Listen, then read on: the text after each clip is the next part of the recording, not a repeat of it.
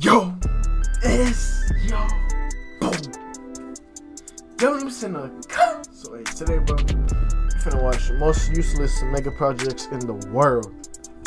So, most useless mega projects. All I know what to expect. All I know, it's gonna be everything's gonna be a lot of money, and it's gonna be useless. So, let's get to this. Did you know that there is a capital city that was built for millions of people but remains practically empty? And that the US wasted $17 billion for a mega project that was never even used and Wait, 17 billion? Did $17 billion for a mega project that was never even used and remains completely useless to this day? Today, we will explore 5 of the most useless mega projects in the world. Before we continue, make sure to like this video and subscribe to Top Luxury. Yeah, bro, Share your thoughts about these mega projects in the comments below. Leave that like. You feel me? Number 5. Interstate. I don't even care about that sub, bro. You feel me? You can sub if you really want, but that like, bro, I need that like, bro. Smash that like button, bro. You feel me? I'm not the type of person, I don't want to be like smash that like button, but I'm not gonna lie. I should be working. Niggas that said smash that like button, that should be working, bro. So, you feel me?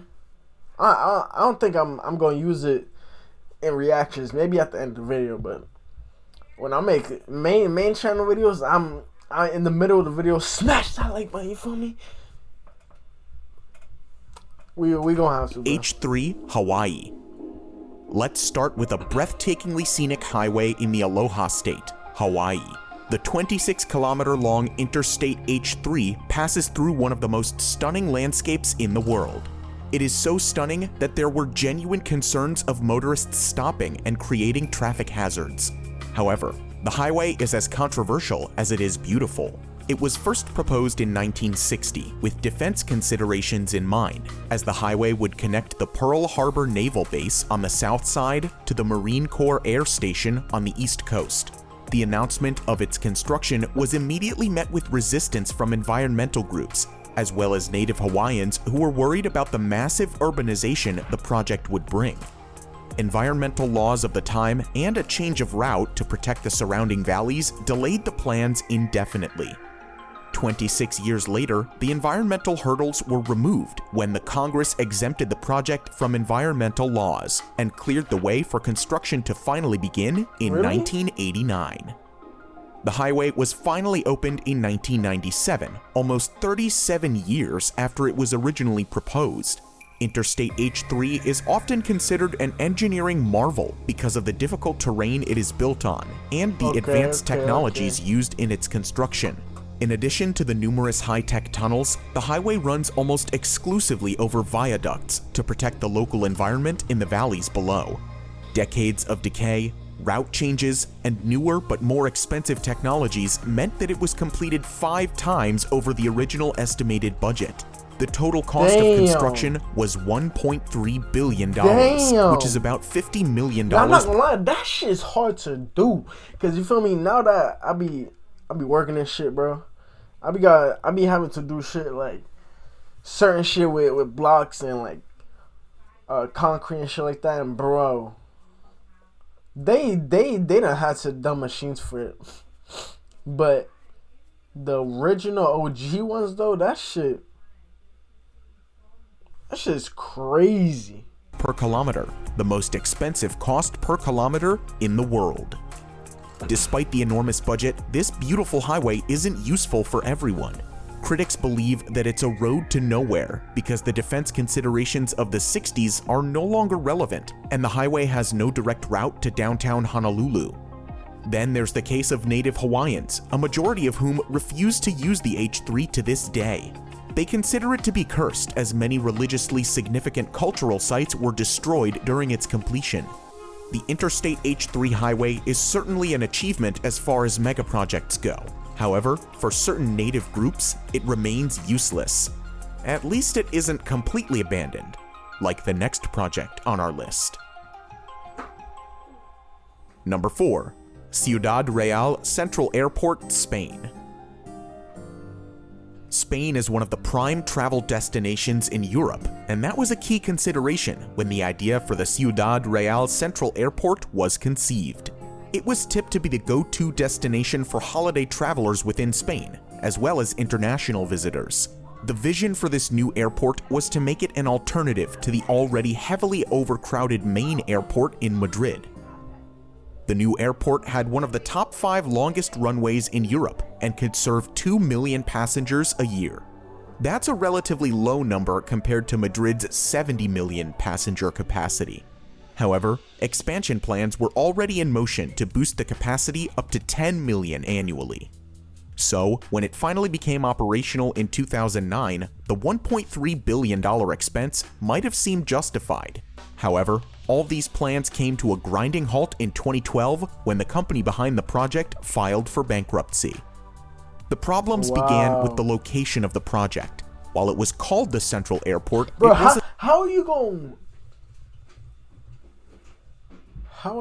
to make a project and go bankrupt while making a project? You gonna tell me you didn't predict? Like, before you do a project, bro, you're supposed to scale everything out, see like how much materials you're gonna need, how much of everything you're gonna need before you even do it. You know, like a blueprint. And then from that, you see what the price is. You're supposed to double the amount. You're supposed to expect double the amount of what you're expecting to pay, because you never know. So just double it. So, like, bro, if your company ain't have enough bread yet, what? You could have waited. You could have waited to get the bag. And then once your bag was right, you could have got what you wanted, bro. You feel me? It's not always about having everything at once, bro. You feel me? Sometimes because you can have it. You feel me? If you got enough bread, you could cop it. It's your choice. But all I'm saying is, if it don't work out how you plan it's going to work out, bro, that bread that you spent, you gonna need that bread that you spent. You feel me? So, it wasn't central in any way, as it was located 200 kilometers away from Madrid. This compounded problems as most of the passengers avoided traveling for hours to get to the remote location, and most big airlines preferred to carry out flight operations from the capital. So, within the first year of opening, the newly built airport was reduced to a single small-time airline. With no major airlines to attract passengers, the airport had accumulated a $350 million debt by 2012. damn. Unsurprisingly, it went into receivership and was put up for auction in 2013. The airport was even popularized as an abandoned location by the hit British TV show Top Gear in 2014. After multiple auctions fell through, including an outrageous $12,000 offer, the airport was finally sold to new owners in 2019. A Spanish airport that cost €1 billion to build has attracted a bid of just €10,000. Ciudad Real's La Mancha Airport opened in 2008, only to go bankrupt and close by 2012. As businesses crashed and profits dwindled during the COVID-19 pandemic, the Ciudad Real Airport got a lifeline. With little hope of passengers returning, the new owners reinvented the airport as a home for grounded planes, given its dry climate, long runway, and spaciousness. By August 2020, there were 65 airplanes parked on the airport, with expansions underway to provide a storage facility for over 300 aircraft. This new storage approach gave the airport a much-needed business opportunity. However, all the stored planes will eventually be gone once the pandemic is finally over and the return of normal flight operations remains elusive. This billion-dollar megaproject remains effectively useless for passengers around the world. Number 3. Naypyidaw, Myanmar. Next up is another megaproject that made it to Top Gear. Unfortunately, this isn't just a remote airport, it's the capital of Myanmar, a new capital that was built from scratch. Myanmar's former military leadership started building a new capital from scratch. 1995. Myanmar's this is an area of military leadership. Wait, where did the rivers come from? A new capital that was built from scratch. Myanmar's there was no rivers. They just started coming up out of nowhere. leadership What? started building a new capital in How is it changing everything so quick every year, bro? in 2002. The shifting of a country's capital isn't unheard of, as many countries including Brazil, Egypt, and Pakistan have done so in the past. In November 2005, Myanmar's leader announced his decision to the public, but he kept the name of a new capital a secret. It was 4 months later when he finally revealed the name, Naypyidaw, which literally means the king's residence. The reason for this sudden shift of capital wasn't clear. Some speculated that the military leadership was fearful of an attack from the sea, while others thought it was shifted on the advice of astrologers. However, a lot of it had to do with the former capital, Yangon. Yangon is home to 7 million people, and the city is said to have reached its infrastructural limits, and its population is set to double by 2050. Its limits? Damn, so they can't build no more land on their thing? Damn. Moreover, the coastal city was established as the capital during British rule to benefit the British Navy. So it made sense for Myanmar to shift the capital to a more central location. The new project was built swiftly, and to this date, the successive governments have poured $4 billion into the city. Naypyidaw seemingly has everything to attract visitors. A 20-lane highway, over 100 luxury hotels divided into 3 hotel districts, golf courses, museums, and even a 99-meter-tall replica of a landmark originally situated in Yangon. But there's one essential component that remains missing.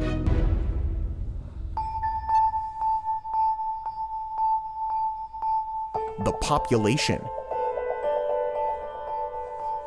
The new capital is home to less than 1 million residents, most of which reside in the suburbs that were present even before the city became the capital. But why does no one want to live there? A lingering gap in health facilities, lack of quality educational institutes, and economic opportunities mean that most of the population is reluctant to make the city a permanent home. So, the city often paints the picture of a deserted place and is often referred to as a ghost town. The incredible 20-lane highway is practically empty. Traffic congestion is unheard of, and at times, a single automobile is caught drifting along the tremendous road. The city has an airport that can handle 3.5 million passengers every year, but on a busy day, a dozen people will actually use it. The shopping malls are visited only by the diplomatic staff on weekends, while the hotel lobbies are mostly empty. Despite the apparent barrenness, bro, that's the perfect place to live if you don't want to be around people. You could shop, go places, and not see anyone? Bro, that's insane that there's places like that still in the world. Like, seeing how big it is, how, like, it's crazy there's places like these that are empty, this big. There's a silver lining for the royal capital. It's built as a city of the future, and with the exploding population, Naypyidaw still has time for an inevitable redemption. Yeah. For now, bro, eventually they're gonna have to move in. Even if they don't. Obviously, they're gonna have to make more schools, more things in that area, more hospitals. But people gonna be there. Bro. Arguably the world's strangest capital, and remains useless for much of the country's population. Number 2. Forest City, Malaysia. We talked of an apparent ghost city, and next on our list is a green futuristic smart city that would rise from reclaimed land on 4 artificial islands and will be built around an artificial forest ecosystem. Forest City's location makes it an appealing bet for investors who are aiming to profit from its proximity to the independent city-state of Singapore. Singapore has the world's second busiest port and a thriving economy. The developers have already linked Forest City with Singapore through the Second Link Bridge, shortening the distance between the cities to just 20 minutes. Forest City will also have its own customs facility, enabling residents to move freely to Singapore and back. The design is advertised to incorporate many green innovations. Forest City will feature buildings with green rooftops and vertical gardens, providing a jungle experience. City streets will have a multiple-layered design with the lower layer for traffic and parking spaces, while the upper layer will feature parks, sports facilities, and transport hubs. The city will be powered exclusively with renewable energy and will be completed by 2035 at a cost of $100 billion. One of the 4 proposed islands is close to completion, with 50 apartment buildings, golf courses, swimming pools, and beaches on board. However, it's not all smooth sailing for this highly ambitious project. A multitude of economic and political hurdles are already hindering its progress. The project is being funded mainly through China, and Chinese residents virtually had a free pass to the city in the first few years of its construction. As a consequence, wealthy Chinese investors who couldn't afford the soaring prices of apartments in their own country rushed to Forest City. By 2019, 80% of the property owners were Chinese. Even the street signs were in Mandarin, and the few schools That's smart, bro. that opened in the area were offering Mandarin I would courses. do that too. If I was a billionaire, bro, I'd be investing in everything. Everything, bro. You feel me? Especially a ghost town like this in the future, bro. They bread really gonna go up. The native Malaysians simply can't afford to buy these apartments as property prices are set with only the Chinese markets in mind. This influx of Chinese investors caused a public outcry, with opponents of the project calling it a new form of colonialism. So, after a change of leadership, the returning Prime Minister Mahathir Mohamad banned foreigners from owning property in the Forest City. Many foreigners started leaving the city, and new investors were discouraged. The next major setback came in the form of the pandemic and the worldwide travel bans. Malaysia's movement control order meant that no new investors could move in. Lots of existing investors opted out of the project due to the uncertainty. So, by the start of 2020, less than 500 people were actually living in the residential developments, which is not a lot, considering that Forest City is designed for 700,000 people. The project has remained in flux ever since, with some salespeople claiming that fewer than 10 homes were sold at Forest City since the start of the coronavirus pandemic. Now, I'm not gonna lie, that's fire, bro. That's fire right there. That's actually fire. But it's like, so did they just give every investor their bread back? Because there's no way they're about to do that and not give them their bread. Moreover, Country Garden laid off more than 1,000 of its Malaysian workers in the past year, signaling the epic downturn in the project's fortunes. Forest City was probably too ambitious to begin with, too futuristic to truly achieve, and too politically challenged to succeed anytime soon. It's safe to assume that despite the billions invested, Forest City is currently a useless megaproject. Number 1. Yucca Mountain Nuclear Waste Repository. We'll conclude this list with a megaproject that was planned in view of a sensitive global issue. Nuclear waste isn't talked about as much as other environmental problems. However, if not stored properly, it can be deadlier than anything ever witnessed since the advent of civilization. As of now, nuclear waste is stored above ground, near the power plants where it comes from. However, the scientific community agrees that the safest, permanent disposal solution is to store this hazardous waste deep underground. In the 1980s, US authorities set about finding a permanent solution to this growing waste problem. In 1987, Yucca Mountain in Nevada was identified as the best available option. It was close to the USA's most used nuclear testing site and was away from any population centers. The plan was to deposit the waste from all over the country in a tunnel complex about 300 meters under Yucca Mountain. In addition to the isolated location, Yucca Mountain is made up of volcanic ash formed millions of years ago. It allows the Yucca Mountain to absorb any radioactive waste without crumbling or cracking. Yucca Mountain seemed like a great location for a repository on paper, but Nevadans were having none of it. The United States has over 100 operational and closed nuclear reactor sites in 34 states, but none of them were in Nevada. So, the congressional representatives and the general public vigorously opposed the idea of being the only nuclear dumping site in the whole country. Furthermore, question marks were raised over the official hydrological and geological surveys of the Yucca Mountain. Opponents believed that the site was unsuitable for a repository, as it runs the risk of contaminating a nearby water source. The water source flows into Amargosa Valley and is used by Native Americans who have lived in the area for centuries. Despite the opposition, the project won approval in 2002 and the Department of Energy resumed construction. However, Nevada's opposition only grew stronger.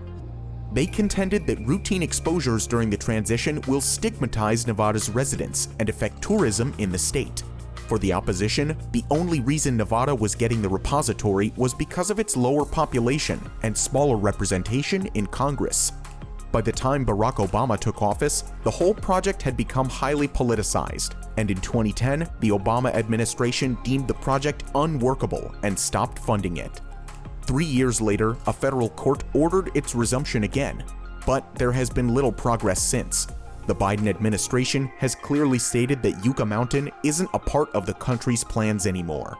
Nevada seems to have won the battle after 4 decades. Decades of planning, legal troubles, and over $17 billion have gone into the Yucca Mountain project. But after all is said and done, it has never been used and remains a useless megaproject. So what do you... All of these is, except the first one, all of these is a waste of money, bro. They made these for no reason. It's just wasting space, sitting, collecting dust.